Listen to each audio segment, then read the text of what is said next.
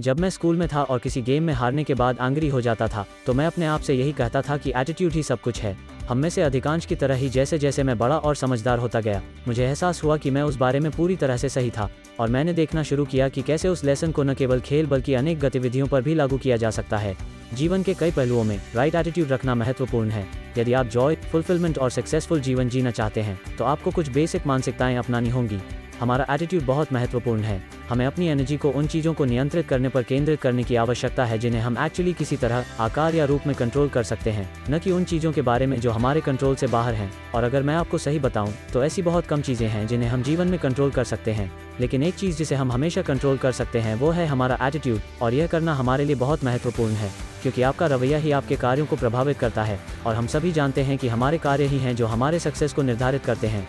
जिस रवैये के साथ आप जीवन के प्रति एटीट्यूड रखते हैं, उसका आपके सफलता या असफलता के लेवल पर बहुत बड़ा प्रभाव पड़ता है। जब किसी का एटीट्यूड बुरा होता है, तो यह आमतौर पर उनके कार्यों को नकारात्मक रूप से प्रभावित करता है। दूसरी ओर, जब आपका एटीट्यूड सकारात्मक होता है, तो आपके द्वारा कार्रवाई करने और काम पूरा करने की बहुत अधिक पॉसिबिलिटी होती है।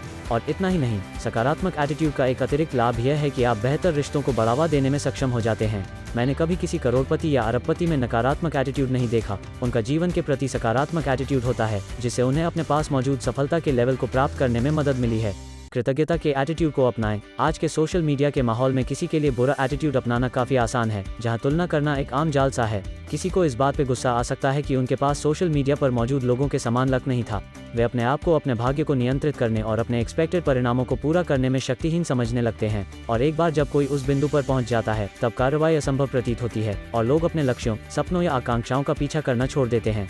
यदि आप सावधान नहीं हैं, तो तुलना करना आपके जीवन को बर्बाद कर देगा। इसलिए ग्रेटफुल माइंडसेट का होना बहुत ज़रूरी है। ये आपको उस पर ध्यान केंद्रित करने से दूर ले जाता है जो आपके पास नहीं है, यानी तुलना मोड और नकारात्मक दृष्टिकोण में फंसना, और उस पर ध्यान केंद्रित करने में आपकी सहायता करता है जो आपके पास है।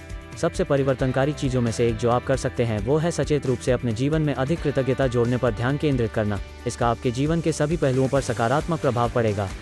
पॉजिटिविटी का एटीट्यूड। त्याग के बिना अपना जीवन जीने के लिए आपको जिन एटीट्यूड्स की आवश्यकता होगी, वे सभी सकारात्मकता पर आधारित हैं।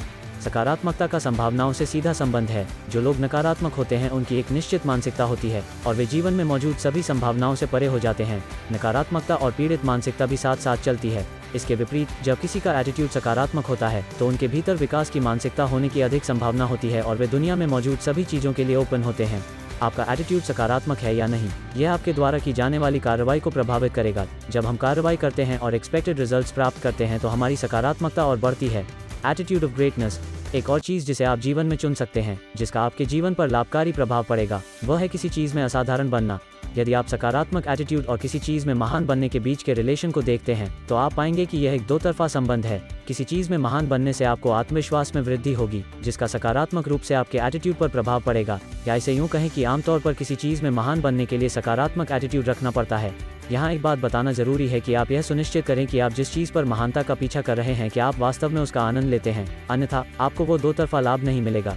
जेवलिन थ्रो में गोल्ड मेडलिस्ट नीरज चोपड़ा पर विचार करें। उनके एटीट्यूड के बारे में आपका क्या ख्याल है? ये सकारात्मक लोग होते हैं और सकारात्मकता ही उन्हें पॉसिबिलिटीज़ का रास्ता दिखाती है, जो उनके महान बनने की इच्छा को गहरा करती है। जैसे जैसे वे महानता के लिए प्रयास करना जारी रखते हैं, उनमें आत्मविश्वास बढ़ता है, जो भविष्य के बारे में उनके आशावाद को बढ़ावा देता है, और ये सिलसिला जारी रहता है।